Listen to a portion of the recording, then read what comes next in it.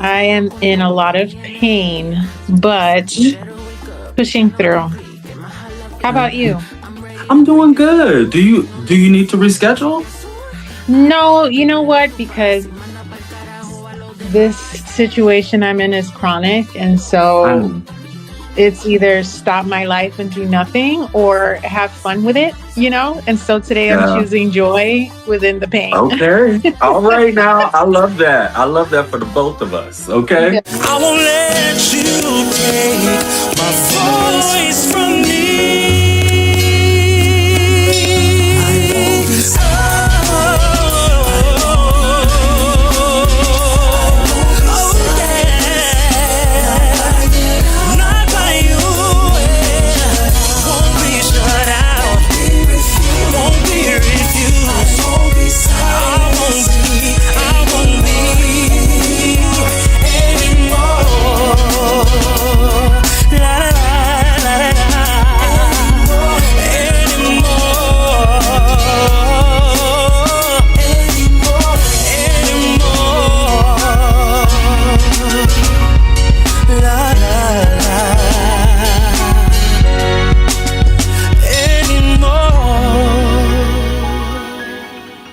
What's good, y'all? Welcome to the Deshaymond Show.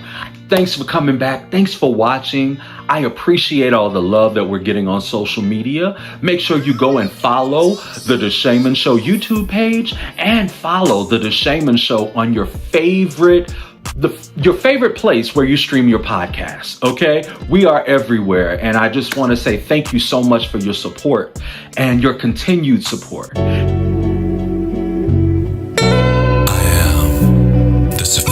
Gentlemen, I am the blind savage. I am a nigga from the gutter. I am Deshaymond. I am not afraid to fail. I am so not afraid to fail. I will try anything that I want to do. Will I do it at my best the first time or second time? Probably not. Will every idea that I have work? But I'm going to do it anyway. I'm going to do it anyway. It may not work. I don't care. But I am not afraid to fail because I know that each failure brings me closer and closer and closer to getting it right, to the win. It's all about that W. And you never learn if you never fail. So I am not afraid to fail, and you shouldn't be either. Go do that thing. Go do that thing that you've been wanting to do, but you were afraid that it wouldn't work out, or you were afraid that you weren't good enough, or you're afraid that people will judge you. Fuck them people. Fuck the judgment. What anyone else has to say about you is their business. Do it. Be it. Do what you're supposed to do. Do what you want to do. Try anything. Don't be afraid to fail. And most importantly, when nobody else loves you, you gotta love you way more and love yourself enough to do. Go for it. Do it. Be it. Mwah. Be better, y'all. Now, we have a great show for you today. We sit down with Latin artist Natalis Ruby, and she tells us all about her story, her music, her new album project, and we also feature some of her music in What I'm Listening to Today. And also, in our Fine Black Man segment, we are diving deep into the layers of the beautiful and sexy and fine black man that is Academy Award winner Michael B. Jordan. Listen, y'all, I have loved him my whole life. Okay? That part right there. He is brilliantly talented and just seems like he has the most beautiful heart. His love for his mom and his family and for his craft and taking care of the people around him is just, oh my God. It just warms my heart, and it really makes me wish that I knew who he was, that I could sit down and have conversations with him. Such an amazing person, such an amazing artist and actor.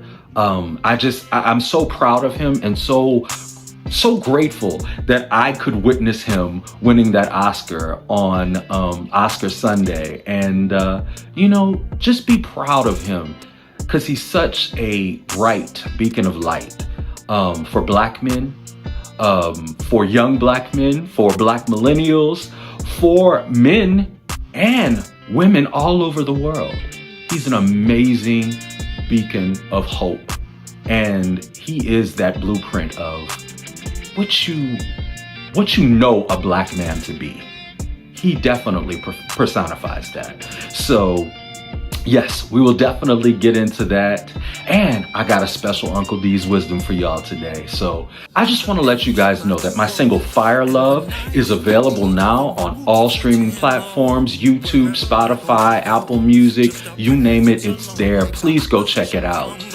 It's such an amazing song, and I'm getting such great feedback for it. I just want the world to hear it. So do me a favor, go and support it. Go like it on your favorite streaming platform, add it to your playlist, share it with a friend.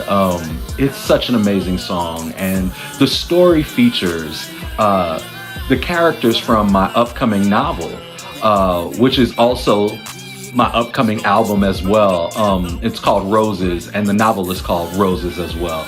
And it features my two lead characters, Versailles Elliott Rose, as well as Jabari Ali Davis. And I'll be talking more about them in the coming weeks, and just letting you guys know how the novel is unfolding and what I'm doing to pour into these characters, and how I am using these characters to tell the stories of the songs in my next album, and all of the messages that I want to send, and how it all ties into the novel. And I'm just so excited about it. I can't wait to share more with you guys, and all of the things as far as podcast shows that I have coming up, and all of the great things I want to do. So definitely stay tuned to the Deshaymond Show. We are going to fill you in on all of that. All right? Now listen, I am so excited because I'm about to share with you guys the sit-down conversation that I had with Natalis Ruby. She's such an amazing artist, musician, producer, songwriter, all of the things. And most importantly, she has an amazing heart and such a beautiful story. She talks about her relationship with her father. She also talks about her history in music. She talks about why she does this. And I know you guys have probably heard me say it before, but the why is so important. When becoming an artist or deciding to do music in the first place, that why is so important. And she's also changing perspectives and changing lives and bringing things to light in her music with her new album project, Viva. So I'm just so excited. Here is my interview with Natalis Ruby. Hey everyone, my name is Natalis. My pronouns are she, her. I am a Latina, super tall, brown-skinned woman with black curly hair, but I wear it straight sometimes as well. And I'm happy to be here. Oh, and I am so happy for you to be here too, Natalis. Welcome to the Deshaymond Show. Now, I know all the amazing stuff that you do, right? But go ahead and just introduce yourself to the people. Tell them what you do, what you're about, and maybe some of who your influences are. So I am a multi-hyphenate artist. I sing, I write, I produce, I engineer as well. Currently, I am working on a salsa album, and I've been doing a waterfall release of, some of the music you can expect to hear on the album. And so that's been a fun journey. I also do a lot of advocacy for independent musicians and musicians with disabilities through organizations like the Recording Academy and Ramped. So that's kind of, where my head has been at for the last couple years, just finalizing my album and being at the front line for my people as much as possible. I love that. I love that. And you and I met through the organization Ramped, Recording Artists and Music Professionals with Disabilities. And we both serve on the executive committee. So, you That's know, right. yes, really, really great organization founded by Lachi, an amazing singer, songwriter, producer, multi-hyphenate artist as well, who provides so many opportunities for music professionals with disabilities in this world, basically, because we are a global organization. And I'm so happy you're here, Natalis. Now, I do want to get your I am affirmation. I am powerful. I love that. I love that. Tell us why you're powerful. Well, actually, it is my North Star. I don't feel quite powerful right now, but I'm saying it because that's kind of what I'm building myself up to be. Absolutely. I love that, and our affirmations are definitely who we want to become and how we want to feel about ourselves. So you say it to manifest it, right? And That's you are right. powerful. You are powerful, Natalis. You are powerful. I mean, just what you do in the industry and your music, your voice, your talent, you are definitely powerful. So thank you again for being on the Deshaymond Show today. I want to start. Let's talk about why you do music. Why did you start doing music? Who were your inspirations? What made you take this crazy career on? My family tells me stories from back when I was 3 and 4 years old that I was always singing along to, jingles for commercials and the intro to novelas. And so I think music is just something that has always been with me. Feel like, it kind of chose me because not everyone in my family is a musician. But my dad he was a percussionist, and he played mainly in the salsa genres. And he was a DJ as well. So growing up, playtime looked a lot like mixing records and listening to songs in like all kinds of genres, being from New York.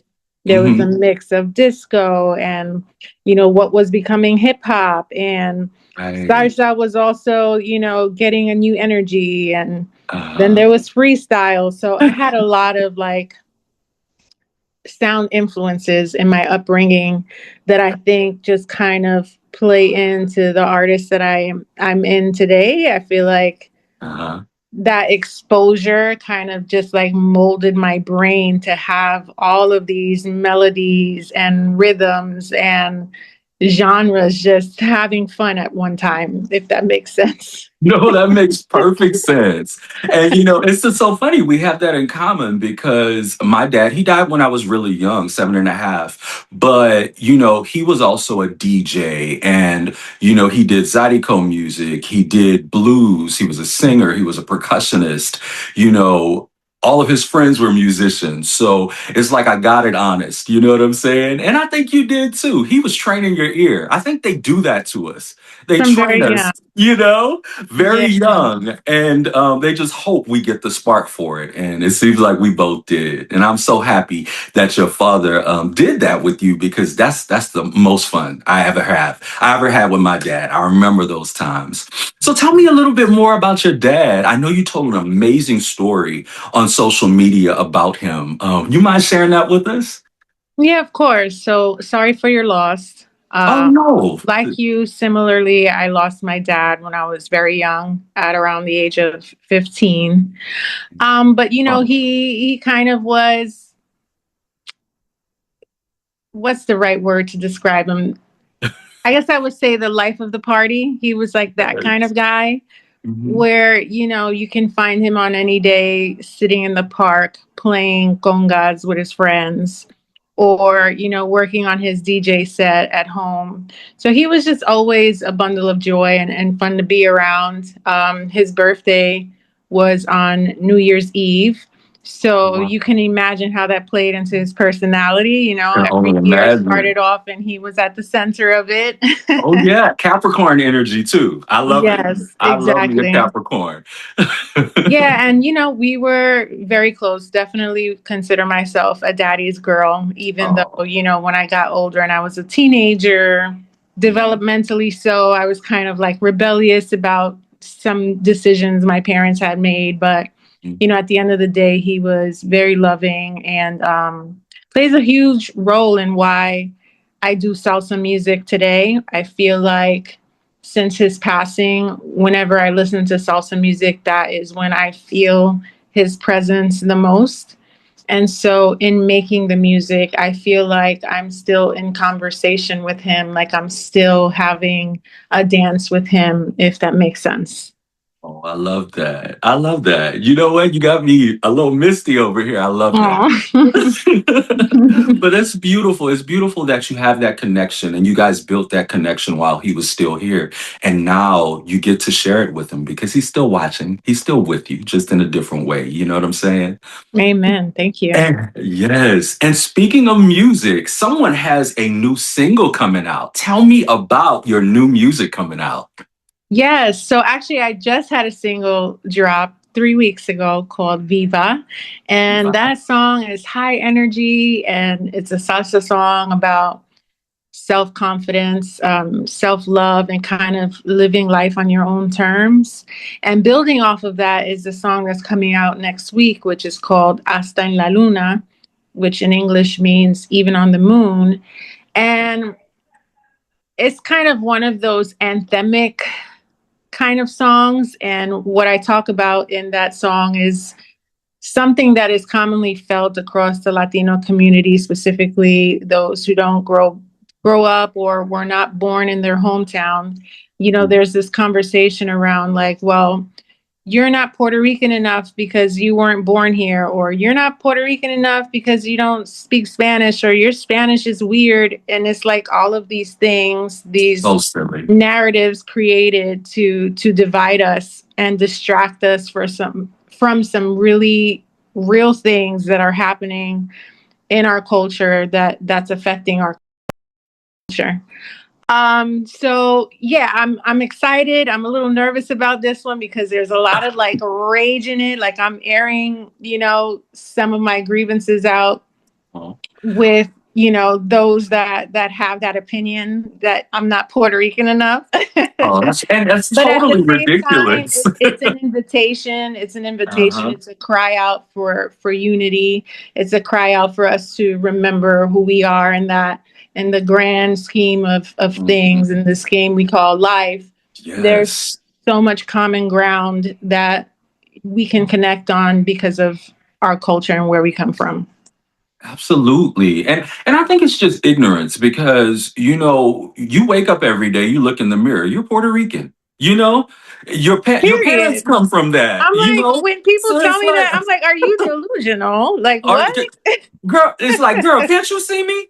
You don't see me. Exactly. You know, and I think it's you know, it's really terrible, but I'll say this. It's because of colonization and all the rest of the things that have happened all over the world, you know, where oppressors have come in and taken away our culture and taught us how to think and live. You know, I was having a conversation with Precious Perez a couple weeks ago, and I was just like, you know, if we just loved each other, and Latinos and Black people and Asian people, and all of us would just come together, just imagine the force we could be. Just Right. imagine how much we can do and how much we can get accomplished together instead of allowing the small differences that divide us. Because at the end of the day, we're all melanated people, you know. Right. We come together and we could definitely overcome a lot of the oppression that happens, a lot of the division, and a lot of the craziness that's going on in the world right now, you know. So, Absolutely. I man, love I that you just, said that because the song is an invitation and it is a cry out for yes. that, for us to unite because, you know, together individually we're powerful, but together Absolutely. imagine what could be done. You know, the song talks about gentrification. It talks about dividing us as a people. And, you know, I hope that if anything, you know, if it doesn't open people's eyes to what's going on, then at least maybe they'll dance to it. Kind of like those Michael Jackson songs where you like you're Right. dancing and you're like, damn, this feels so good. But then when you listen to what he's saying, He's it's really like saying he's something. really Yes. talking to you about something Hmm. serious. And so Oh gosh. I we'll can't see wait how to it hear plays that one. out. Well, I can't wait to hear it because, you know, that's what great art is, though. You know, when people hate it and people love it all at the same time, at least the people that don't like it, they're still listening. You see what I'm saying? They're Hmm, still hmm. listening, and hopefully they get the energy and the message you were trying to convey. So I think divisive art is always good, and it's not necessarily divisive, it's a unification tool, but at the same time, it makes people think. So that's the best art. I can't wait to hear it. Yes. And at Don't the be end of nervous the about it. day, it's like I understand that music is not made to be felt by everyone. And I, Uh-huh. as a human being, am not made to be perfect, but to be myself. And Absolutely. so that's all I can do.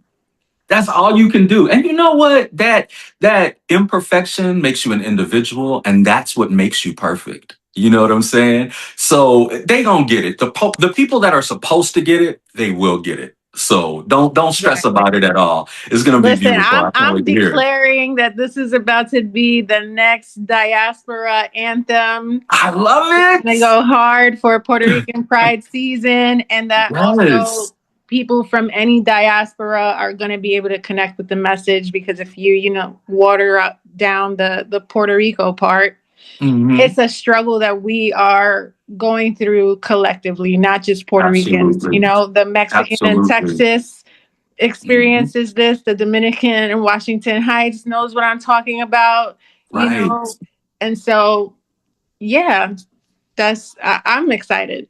Yep. And you know what? The black folks in Harlem are gonna know what you're talking about too. You Period. see what I'm saying? They're gonna understand it because we've been through it. And you know, that's why I always stress Latinos and blacks, we need to come together because we are so much better together. We have so much more in common Yeah. than we do differences. You know, we could literally change this country for the better if we came together. But you know, I cannot wait to hear that song. You know, I want to switch gears a little bit and I want to talk about disability because I know, you know, I have a disability. Mine is obvious, you know, I'm blind. But would you mind talking about your disability a little bit and what makes you what about your disability and disabled artists makes you want to do the advocacy work that you do? Yeah, so I have four autoimmune conditions. Hmm. They're all invisible, so no one really knows what's happening beneath the surface. I guess that's a gift and a curse in some ways. It's a Yeah. gift because, you know, when I present myself, everyone's like, oh, she's fine. But then the Right. curse is like, I'm not fine, actually. Yes. So Oh. I have systemic lupus and I Oh. have discoid lupus. And within those two autoimmune conditions, you know, it creates a cocktail of other things. So most people who have autoimmune conditions, they don't just have one, they have like a Multiple. cocktail of different things that are going on. For me specifically, how it shows up is it affects my energy. I'm lethargic a lot. I get a lot of inflammation, which leads to chronic pain throughout my muscles and my joints. I get some brain fog as well. So there are days where I'm like super sharp and on my A game, and other days where it's like, okay, where am I today? But you know what? You um, still show up, and that's the blessing. and I That's and I really the try. I blessing. try to still show up, and the reason why I choose to advocate for this community is because I feel like, you know, when I was diagnosed with lupus, I'd never even heard of it before. Right. And I feel like it's still a topic that isn't talked about enough. It Not at isn't all. invested in enough. And I feel like, if I can contribute by being a voice and talking to as many people as I can talk to about it, then maybe that could be the ripple effect into something very positive. Yes. If not for me, then, for people in the future that will be impacted by this. As of Yeah. now, Oh. there's no cure, but Mhm. there are a lot of different companies, medical companies, doing research and trials on different medications.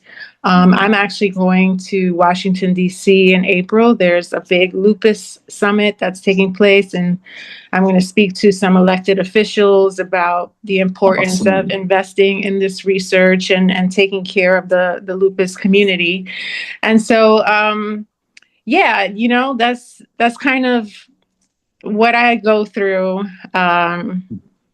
I was in I feel denial you. for a long time when I was diagnosed, Oh. and now I'm not. Now I'm like, Same here, girl. Same here. I was like, this doctor don't know what he's talking about. I'm not going blind. so right now I'm like, I'm working beyond the denial to try to find my power within the situation, Exactly. and to help other people out, because when I was first diagnosed, I didn't feel like I had a community or people that I could reach out to, or anyone that I thought could understand. So with that, Yeah. also I co-facilitate a lupus support group for the Hispanic community on a national level. We meet every last Saturday of the month at 3 p.m. Eastern Standard Time. So I invite anyone who's impacted by lupus or knows someone, is close with someone who has lupus, to join on in and find a community with us. Oh man, so dope. Such great advocacy work. And is it the Lupus Foundation that you're going to DC with? Yes, the Lupus Foundation of America. I didn't know that existed. I didn't even know lupus existed. It's not talked about enough until Tony Braxton talked about it years ago. Yes. And I Yes. don't hear anybody else talking about it except for you and her. Yeah. Like anyone, any celebrity or anyone that's in the entertainment industry, I don't hear anyone talking about it. And there are so many of us. There's Selena Gomez, Seal as well, Nick Cannon. Wow. There were rumors about Michael Jackson also having lupus. Mhm. So I just feel like within the entertainment industry, there's this pressure to Mhm. perform at a high level. Correct. And so that mentality can pressure people into feeling like they always got to show their best self. And so I'm not going to talk about this other thing that's happening in the background, or I'm not going to allow people to see me, quote unquote, weak. And so there are things that people are going through that we don't hear about because of that pressure or that perspective that, like, I got to put on my best face. And Exactly. so, I love that Tony Braxton is speaking about it. Selena Gomez also does a lot of Oh, advocacy she does. in It's her own awesome. ways. Yeah. And so there are people that are moving and shaking within the movement, but I agree in the sense that, like, there needs to be more of us speaking loudly about it and doing the best we can to bring awareness. Absolutely. And is it true that it affects like melanated people more than it does, our counterparts? Yes, absolutely. Okay. And it affects women more than it affects men. Oh, wow. You know what? You know what? You gave me some homework. I'm definitely going to do some more research on that because, like I said, until I heard Tony Braxton mention lupus, I didn't even know what that was. Yeah. So we definitely need to, in order for people to care and people to show interest and invest in the research that's necessary, we have to know about it. And Right. it's brave people like you and Selena and Tony Braxton, that do this work, and Nick Cannon, like you just told me, that do this work to bring that awareness and advocate so more people can care and we can find you guys a cure. If Yeah. not for this generation, but the next one. For the So thank next. you. Yeah. Yeah. Thank you for the Essentially, work you do. essentially, lupus is an overproduction of white blood cells in your body. And so they're being overproduced because they think that there's an infection in the body, but there isn't an infection in the body. And so what happens is these white blood cells start attacking, anything it wants. And so that's why it affects people on a spectrum as well. And it mimics a lot of other diseases. And so that's kind of why they also call it the mystery disease. And if you look at the logo for the Lupus Foundation of America, it's a question mark because it's literally doing what it wants when it wants and affecting many people in different ways. Oh gosh. Well, thank you for the work that you do.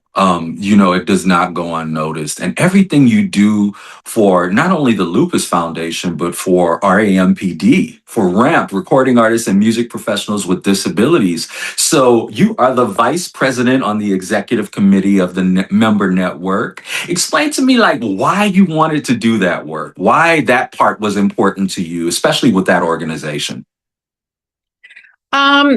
It kind of goes back to what I was saying earlier about, this whole pressure within the music industry to be perfect or to show your best face. I think an organization like Ramped is the voice of people that are like, no, F that. I'm disabled. And I still can, and I still will. And, it's just such a great platform for visibility, and it gives people permission to identify themselves in that way, if that's what they want, and it gives access, it offers community. And I think that that's something important. It's definitely important in this music business because this is not an easy business, people. I say that all the time. This is not an easy business, but if you are a person with disabilities and you're an artist or a music professional, the community has done so much for me. It's done so much for so many people. And listen, we love people. We love professional members. So if you're out there doing it, you have a disability, and you want to be a part of the solution, come join us at Ramped at rampd.org. So switching gears here, I love your song, Barrio. Can you tell me? That's my favorite. I love it. I listen to it probably 2 or 3 times a week. Give me the inspiration for that song and, kind of what made you write it and sing it the way that you did. Beautiful voice. Thank you. The inspiration for this song came in at around 2020 or so. And I think during that time, a lot of us were having a very introspective experience where we were kind of going within and thinking about life very differently. And so within, my process, my journey within, I started to reflect on my childhood and have this deep sense of nostalgia for what was home for me during a certain point of my life. And living in Puerto Rico, even though I was only there for a few years of my childhood, those years were very impressionable. And so when I started writing that song, it was almost like a love letter to the communities that raised me, specifically a love letter to my grandmother and the knowledge that she instilled in me the years that I lived with her, and an ode to the house that raised me and my cousins to be who we are today. And so there's a lot of that emotion in it. At the same time, it's also a love letter to where I grew up with my parents in the Lower East Side, like seeing my father in the park, sitting on the bench, playing the congas with his friends at night and riding my little scooter with my sister, and all those memories that, though they're very distant, they feel so now and embedded in who I am today. Oh man, yes, perfectly said. Listen, you guys, if you have not heard Barrio, go listen to that. Go listen to Viva, and definitely stream the new single that's coming out on Friday. And what is it called, Natalis? Hasta En La Luna. Okay, girl, I don't know if I can say that. Okay. Hasta, hold on, I want to get it right. Let's do it together. Hasta En en La Luna. La Luna. There Okay. you said it. All right now. Hasta en el Luna. La Luna. La Luna. Hasta en la Luna. Girl, you're going to have to help me with some of this That was Spanish, okay? perfect. That was great. Okay. All right. That Well, was I'm getting great. there. I'm getting there. Well, tell me, Natalie, what do you have coming up? I know you have the single that's dropping on Friday. What else are you working on right now? You working on the album? Yes, so the album is going to drop in full on Uh-huh. April 17th. It's going to be fully loaded. So right now I'm preparing my campaign for that and Yes. gearing up also to say yes to some live opportunities that are being negotiated right now. Awesome. Yeah, I have stage fright, so this is going to be a wild year for me as I kind of jump into being at the forefront. A lot of my success has come from doing background work. I used to sing in a choir where we did background vocals for J. Cole, Kanye West, and Mariah Carey. And so now I'm like, okay, I'm coming out of the background and I'm putting myself on display. This is who I am. So it's that those are some of the things that y'all can expect from me, more music and definitely more performances. Oh, I'm so excited for you. Listen, I used to have severe stage fright. I have social anxiety as well. So sometimes I'm weird. Sometimes I'm like clumsy and kooky. And sometimes just on stage, it was almost debilitating for me. Mm. Blindness actually helped that a lot for me. I'll Oh, be honest with you. I'll wow. be honest, but you will definitely overcome it because your gift is so special and so beautiful. People want to hear that. People need to hear that. It's healing. It's that healing energy. So best of luck to you. Best wishes. Oh my gosh. Anything else you want to share with us before we go? Yes. If this interview resonated with you and you would like to learn more about me, you can go to my website, which is natalisruby.com, and you can follow me on all socials. My handle is at Natalis Ruby. And pre-save no, not pre-save, because when you post this, it's probably going to be out already. Yes, it's gonna be out. Go listen to my new song. It's linked in my website and on all my social channels. Yes, Thank and we will put you. it in the description for the interview when we do post this on YouTube and Spotify and everywhere else. So, Nathalise, I have one more question for you. Okay. And this is always the deep question. Like Precious was like, ooh. And Lachi was like, ooh, that's deep. But Okay. I'm what? scared now. Don't Don't be scare me. scared. You got this. You got this. What would you like your legacy to be when you're gone from here, when the music lives on and all of that stuff? What would you like your legacy to be? I would like for people to remember me as someone who made music that brought people together and inspired emotions. I want people to remember me as an advocate, a voice for the voiceless, and that I did my best that I could while I was here. Oh, that's so dope. Thank you so much, Nathalise. I really appreciate you doing the show. The Deshaymond Show audience is going to love you. And I love you so much. I think you're super, super talented. I Love told you you, too. I'm a fan. I really, really am. And I can't wait for the new single. Thank you so much for being here. And I hope you have a great, amazing rest of your day. You too. Thank you so much. I love you as well, and thank you for the opportunity and for sharing your platform with me. Always, it's open to anyone. That's the whole point of the Deshaymond Show. I want artists with disabilities, creators from marginalized communities to know that this is a safe place. We only give flowers here. We don't talk about no rumors and mess and junk and none of the rest of that. This is a place of love. So I love you and thank you so much, sweetheart. I'm looking out for the single. And I'm going to go stream Viva right now because I haven't heard it yet. Yeah. Oh, yes, you need to get on that. I need to get on that right now. I promise you, as soon as we disconnect, I'm going to go do that. Right now. All right, and then give me your feedback. I will. Bye. This week, what I'm listening to is the brand new single by Natalis called Hasta En La Luna. I know you're gonna love it. Yo soy de aquí, siento la ola de la isla así, como sangre que corre dentro de mí.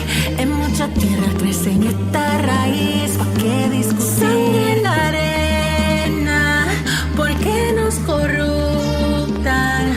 Todo lo gritan, boricua hasta en la luna. Sangre en la arena, ¿por qué nos corruptan? Todo lo gritan, boricua hasta en la luna. ¿Tú no eres de aquí? ¿Qué? ¿No eres de aquí? Hombre. Ay, hombre, no. Puerto Rico lo hace mejor. Eso me incluye a mi señor. Sí, señor. En guerra avisa. No muere gente, no quieren pelear. Estoy no pendiente. No quieren nuestra alegría. Porque al final del día tus penas son mías. Solo quieren identificar, dividir y conquistar. Pero somos boricuas. Hasta en la luna. Hasta en la luna. Hasta en la luna. Hasta en la luna. Hasta en la luna llena, bailamos bomba, la bomba buena. Hasta en la luna llena, bailamos bomba, la bomba buena. Ni de aquí, no señor, ni de allá, no. Si una vez te has sentido ni de aquí, ni de allá, ni de aquí, no señor, ni de allá, no. Si una vez te has sentido ni de aquí, ni de allá. Hasta en la luna. Hasta en la luna. Hasta en la luna. Hasta en la luna. Hasta en la luna llena, bailamos bomba, la bomba buena. Hasta en la luna llena, bailamos bomba, la bomba buena. Ni de aquí, no señor, ni de allá, no. Si una vez te has sentido ni de aquí, ni de allá, ni de aquí, no señor, ni de allá, no.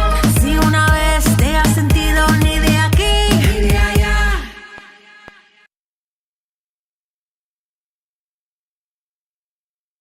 Let's take a moment to celebrate excellence. Real, intentional, undeniable excellence. This week's fine black man is none other than the Academy Award winning Michael B. Jordan. An actor, a producer, and a visionary. A man who has built a career on discipline, purpose, and presence. From Fruitvale Station to Creed to Black Panther, he has given us performances that don't just entertain, they move us. He shows up with a level of commitment that says, I respect the craft and I respect the story. And that kind of dedication, yeah, that's attractive. That kind of focus, that kind of intentional growth, that's powerful. But what makes him even more beautiful is the way he shows up for his family, especially his mother. The love, the care, the protection. You can feel that he's grounded in something real. And that's what makes a man not just successful, but whole. Now let's be clear. The talent is definitely there. The accolades are there. The global impact is there. But so is the confidence, the style, and the presence. And yes, the sexiness. Because there's nothing more attractive than a black man walking in his purpose. Michael B. Jordan is a reminder that you can be disciplined, soft, strong, focused, and still evolving, all at the same damn time. And that right there, that's fine black man energy. All right, y'all. It's that time in the show where I drop some of that wisdom on you. Some of that Uncle D wisdom. Let's go. So, R&B superstar and icon Monica said, don't fumble the bag. And what she really meant was not necessarily fumbling money or fumbling, opportunities. Well, maybe opportunities, but fumbling valuable people. I think a lot of times we start to feel ourselves, we start to allow our ego to take control, and we end up burning bridges and tearing apart relationships that have always served us well and always nurtured us and always kept us safe. I think we need to be mindful. We're all headed to this place, or we want to get to this place of success, but we have to be very, very careful who we step on in the process. How you treat people in the process of becoming and getting to where you want to be is very, very important. Kindness is always the best attitude. Humility is always the best attitude. And understanding that maybe this person doesn't have everything that you need, or maybe they aren't everything that you want to become. But kindness towards them could be the open door later. We always tend to bite the hands that feed us. Why would you do that? If you know a person, a group of people have always had your best interests at heart and always wanted you to succeed and supported your progress and supported your drive and wanted to make sure that it was as easy as possible for you to get to where you're going, always poured life into you, always loved on you and nurtured you. Why would you want to burn that bridge? And why would you want to be disrespectful or cause pain or harm to the people that have always been there for you? I think we need to ask ourselves, what really matters? What keeps me grounded? What keeps me successful? What continues to be a constant source of love and nurture for me? And we need to be nurture and be kind and be love right back to that, because that's your day ones. That's the people that truly, truly fuck with you. If you burn all of those bridges, just like you go up the ladder, when you come down, you're going to see those same people and you're going to need those same people. Don't fuck it up. Don't fumble the bag. Now, I love y'all. I love y'all so much. And I always want the absolute best for y'all. But here's what you got to do. When nobody else loves you, you got to love you way more. Mwah. Be better, y'all.